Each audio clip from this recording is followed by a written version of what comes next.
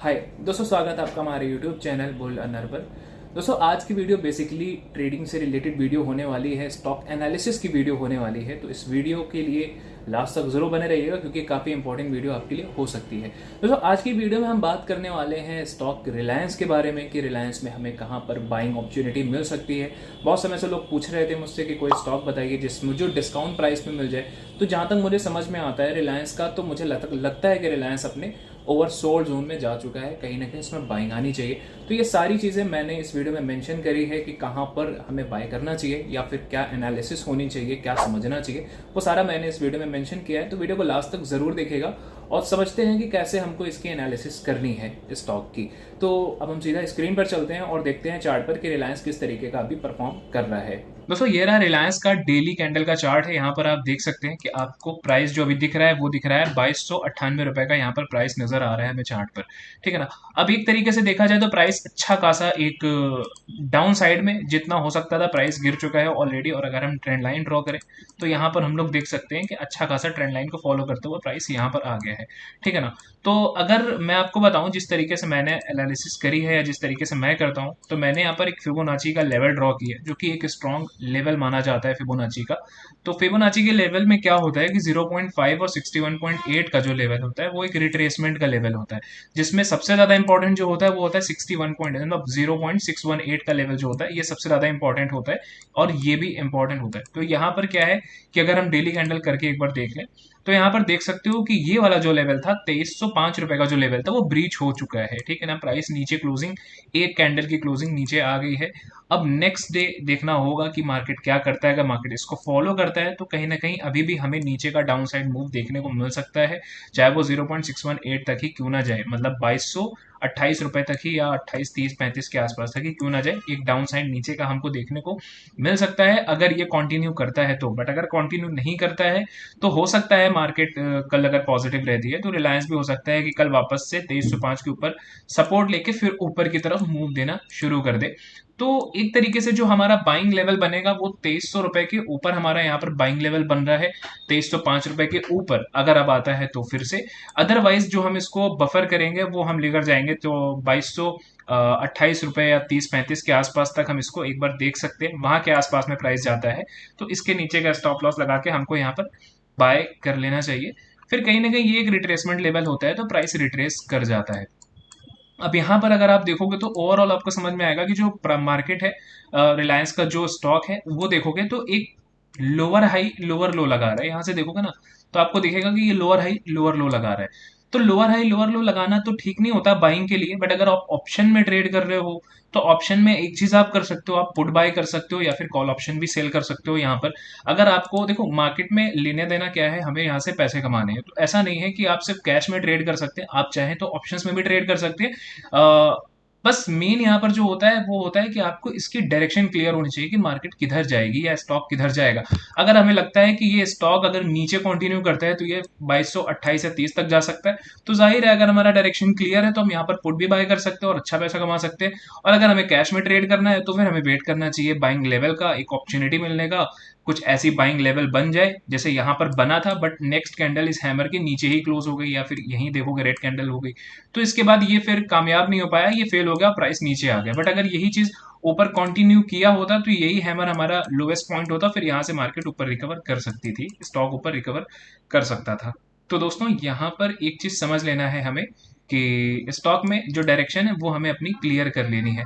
अब अगर इसके बाद हम बात करें तो एक और चीज मैं आपसे कहना चाहूंगा दोस्तों एक चीज और समझ लेते हैं कि अगर हमें किसी स्टॉक में या फिर मार्केट में इन्वेस्टमेंट करना है या ट्रेड करना है तो उसके लिए हमें किसी न किसी ब्रोकर अकाउंट की जरूरत पड़ती है जिसके थ्रू हम अपना पैसा इन्वेस्ट करते हैं। बट अभी के समय पे क्या होता है कि हम लोग गलत ब्रोकर में जाके अपना अकाउंट खोल लेते हैं और अच्छा खासा पैसा फंसने का मतलब ये कि अच्छा खासा ब्रोकरेज हमारा लग जाता है। तो अभी जो बिगिनर हैं या फिर जो एक्सपीरियंस भी हैं वो जानते हैं कि वो जो भी ट्रेड करते हैं, एक ट्रेड लोगों का नहीं चलता, दिन भर में न जाने कितने ट्रेड्स लोग करते हैं, न जाने कितना ब्रोकरेज बनता है। तो एंड ऑफ द मंथ अगर आप प्रॉफिटेबल भी होते हो, एंड ऑफ द मंथ आपका कहीं ना कहीं लॉस रहता है या प्रॉफिट बहुत छोटा हो जाता है। रीजन उसके पीछे का ये होता है कि आप हैवी ब्रोकरेज दिए रहे होते हो, ठीक है ना। एक बिगिनर जो कि शुरुआत करता है, ट्रेड शुरू करता है, सीखना शुरू करता है, वो उसी सीखने में ही अच्छा खासा ब्रोकरेज दे चुका होता है, तो उसका सीखने से भी मन हट जाता है वहां पर। तो इसके लिए दोस्तों मैं एक ब्रोकर की अगर बात करूं तो यहाँ पर एम स्टॉक के नाम से एक ब्रोकर है, जिस पर मैंने देखा कि यहाँ पर जीरो ब्रोकरेज का इन्होंने एक फैसिलिटी दी हुई है। तो जीरो ब्रोकरेज एक तरीके से अभी के समय पर ट्रेडिंग को लेके बहुत इंपॉर्टेंट टॉपिक एक हो सकता है, बहुत इंपॉर्टेंट बात हो सकती है हमारे लिए, क्योंकि अभी के समय पे जीरो ब्रोकरेज देना बड़ी बात है। और जहां तक हम लोग करते हैं, ट्रेडिंग करते हैं, इन्वेस्टमेंट करते हैं, हम लोगों का हैवी ब्रोकरेज लगता है। तो एक बार हम इसको भी देख सकते हैं। तो यहाँ पर आप देख सकते हैं एम स्टॉक बाय मिराय एसेट करके है इनका नाम। यहाँ पर अगर आप आएंगे तो देख सकते हैं कि यहाँ पर जो इनका है 18 लाख से ज्यादा सिंगल डे ट्रेड होता है, ठीक है ना। 18 लाख से ज्यादा ट्रेड होता है इनका सिंगल डे में। इसके साथ दोस्तों यहाँ पर आप देख सकते हैं 400 CR प्लस MTF बुक्स है और 3 लाख प्लस यूजर्स इनके ऑलरेडी हैं यहाँ पर, ठीक है ना। और यहाँ पर इन्होंने बता भी रखे हैं celebrate the Joy of zero brokerage. Zero brokerage यहाँ पर इनका लगता है, ठीक है। अगर हम नीचे आए तो यहाँ पर आप और चीजें इनकी देख सकते हो, लाइक जो इनका टोटल टर्नओवर है। टर्नओवर यहाँ पर आप समझ सकते हैं, यहाँ पर टर्नओवर जो इनका है 1,40,000 करोड़ का इनका टर्नओवर है, ठीक है ना। 400 करोड़ प्लस MTF बुक्स है इनके, और ट्रेड्स जो है वो 15 करोड़ से ज्यादा का इनका ट्रेड होता है, ठीक है ना। ये पूरा मैं आपको 1 ईयर का अचीवमेंट बता रहा हूँ आपको, 1 ईयर एंड काउंटिंग, 1 ईयर और प्लस चल रहा है, ठीक है ना। 3 लाख से ज्यादा पेड अकाउंट्स हैं इनके, ठीक है ना। Brokerage saved in last 3 months की अगर बात करें तो 72 करोड़ का इन्होंने ब्रोकरेज सेव किया है, ठीक है ना। बहुत बड़ी बात है अभी के समय पे। और ऐप रेटिंग भी बहुत अच्छी है, 4 स्टार की ऐप रेटिंग है। इसके अलावा रिटेल क्लाइंट होल्डिंग जो है, जो क्लाइंट्स की होल्डिंग है रिटेल इन्वेस्टर्स की, वो 1320 करोड़ से ज्यादा का यहाँ पर क्लाइंट्स की होल्डिंग है। दोस्तों अगर इसके बाद हम बात करें तो यहाँ पर आपको कुछ और फैसिलिटी भी देखने को मिलती है, जैसे कि मार्जिन ट्रेडिंग फैसिलिटी, जिसे हम ई मार्जिन कहते हैं। तो इनका ई मार्जिन जो है 0.699% है, one of the lowest daily interest rate starting 0.0192%, ठीक है ना। अप टू 80% फंडिंग, ठीक है ना, 700 प्लस स्टॉक्स में। इसके अलावा स्टॉक फ्यूचर एंड ऑप्शंस भी आपको यहाँ पर करने को मिल जाता है, देखने को मिल जाता है। करेंसी मार्केट भी यहीं पर आपको मिल जाएगी। म्यूचुअल फंड्स और आईपीओ में भी आप यहाँ ट्रेड कर सकते हो। तो दोस्तों इसके बाद हम जरा सा मार्जिन ट्रेडिंग फैसिलिटी को थोड़ा सा और समझ लेते हैं कि मार्जिन ट्रेडिंग फैसिलिटी क्या होती है या फिर ई मार्जिन क्या होता है। यहाँ पर ई मार्जिन जो है 6.99% से शुरू है, जो कि लोवेस्ट डेली इंटरेस्ट रेट है एक तरीके से आपका। यहाँ पर दोस्तों, यहाँ पर जो फैसिलिटी इनकी है इसको समझ लेते हैं, जैसे कि यहाँ पर lowest rate of interest from 6.99%। एक तो ये यहाँ पर अच्छी चीज देखने को मिलती है। No limit no holding period आपको यहाँ पर देखने को मिलता है, कोई लिमिट नहीं है, ठीक है ना। होल्डिंग पीरियड की life time zero brokerage on all MTF trades, ठीक है ना। जितने भी MTF ट्रेड्स हैं उन पर आपको ऑल टाइम एक तरीके से जीरो ब्रोकरेज लाइफ टाइम के लिए होता है यहाँ पर, ठीक है ना। तो यहाँ पर कैलकुलेशन भी आपको उसकी देखने को मिल जाएगी, आप यहाँ पर कैलकुलेशन भी कर सकते हो उसकी, ठीक है ना। ई मार्जिन क्या है दोस्तों? ई मार्जिन में आपको जल्दी से कुछ चीजें बता देता हूँ। ई मार्जिन क्या चीजें होती है? Margin trading facility also refer to as e margin in an exchange approved product which eliminates the problem of insufficient funding while you place a delivery trade, that is e margin.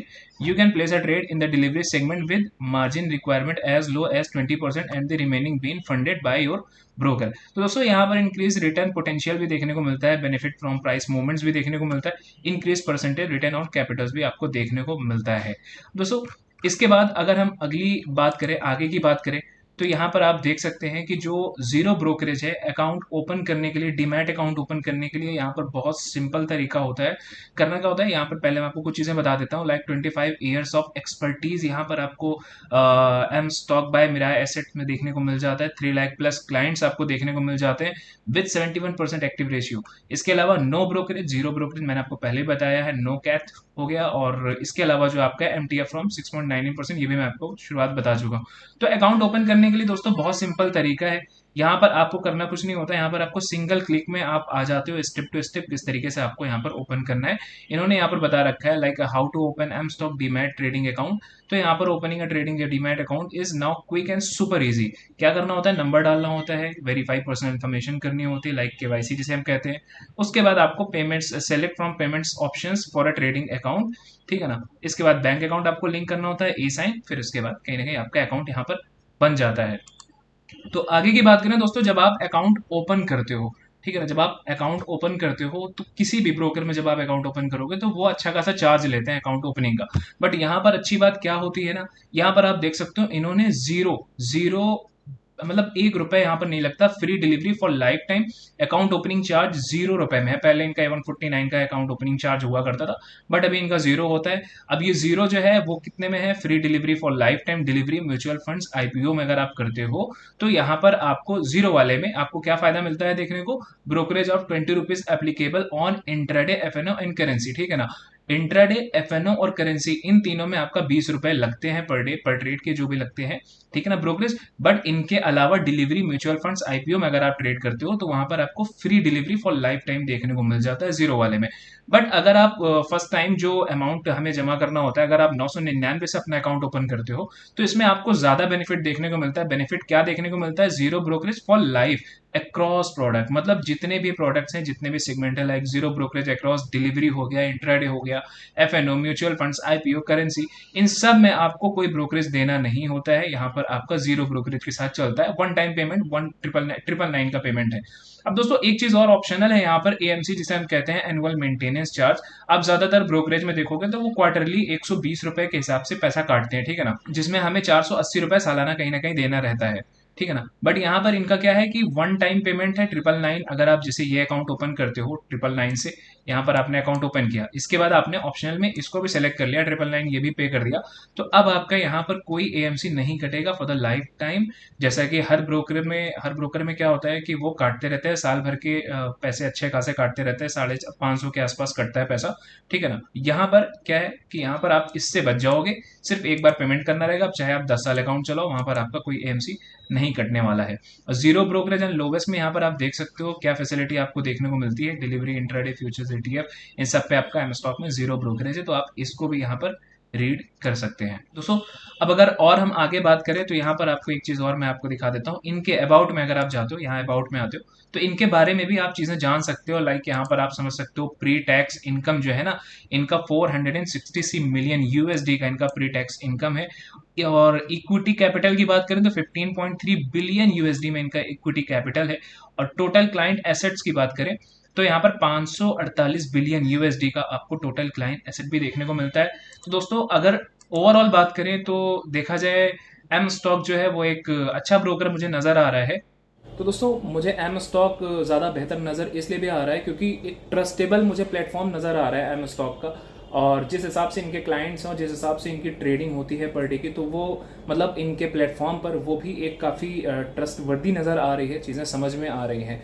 दोस्तों मेरे ख्याल से कि मुझे इस पर trade करना चाहिए। हमें समझना चाहिए कि इस पर अगर आपको ब्रोकरेज का बहुत ज़्यादा आपको प्रॉब्लम हो रहा है तो आप इस ब्रोकर पे आप एक बार ट्रस्ट कर सकते हो, आपका यहाँ पर जीरो ब्रोकरेज लगता है। इसके साथ ही दोस्तों जैसा मैंने बताया कि एम स्टॉक बाय मिराय एसेट जो है वो काफ़ी बड़ी कंपनी है, काफ़ी बड़ा ब्रोकर है, तो इसका भी एक बेनिफिट हमें देखने को मिलता है। अब इसके साथ दोस्तों इनकी कुछ और भी फैसिलिटी है, वो भी मैं आपको बता देता हूँ। जैसे कि वन क्लिक प्लेसमेंट हो गया, ऑर्डर प्लेसमेंट हो गया, वन क्लिक ऑर्डर एग्जीक्यूशन हो गया। इसके अलावा वॉइस सर्च ऑप्शन भी यहाँ पर देखने को मिल जाता है। इसके अलावा प्री डिफाइंड आपका बास्केट भी देखने को मिल जाता है, ठीक है ना। इंडेक्स बास्केट जो होते हैं वो भी प्री डिफाइन आपको यहाँ पर देखने को मिल जाते हैं। अब दोस्तों इनके बाद हम बात कर लेते हैं एक बार फिर से स्टॉक की। तो एक काम करता हूँ, मैं इसका लिंक आपको डिस्क्रिप्शन बॉक्स में दे देता हूँ। अगर आपको अकाउंट ओपन करना है तो वहाँ से आप अपना अकाउंट सिंपली ओपन कर सकते हैं। और अकाउंट ब्रोकर मुझे थोड़ा सा ट्रस्टवर्दी लगता है, इसलिए मैं आपसे कह रहा हूँ कि आप इसको एक बार समझ सकते हैं। दोस्तों यहाँ पर हम कुछ इंडिकेटर्स हैं जिनको ओपन कर लेते हैं, जैसे कि यहाँ 200 MA को ओपन कर लेते हैं हम,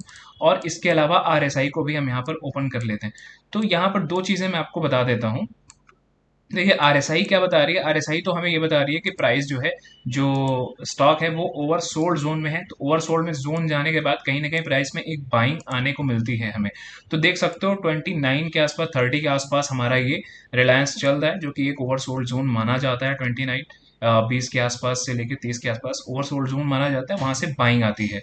और अगर हम बात करें तो यहाँ पर 200 MA जो हमें देखने को मिल रहा है, तो स्टॉक जो है वो 200 MA पर एक बार सपोर्ट ले चुका है, दूसरी बार भी आया है। जैसा मैंने आपको पहले भी कहा था कि ये जो आपका है फिबोनाची लेवल 2305 रुपए का, अगर इस पर सपोर्ट ले लेता है तो फिर मार्केट जो रिलायंस की है वो एक बार फिर से रिलायंस का प्राइस ऊपर निकल सकता है। बट अगर इस पर सपोर्ट नहीं लेता, लेट सपोज नहीं लेता, तो हमारे लिए नेक्स्ट लेवल 618 0.618 6.8 का हमारा नेक्स्ट लेवल होगा, जो कि आएगा 2230 या 28 के आसपास आएगा, फिर यहाँ पर बाइंग अपॉर्चुनिटी हमारी बनेगी।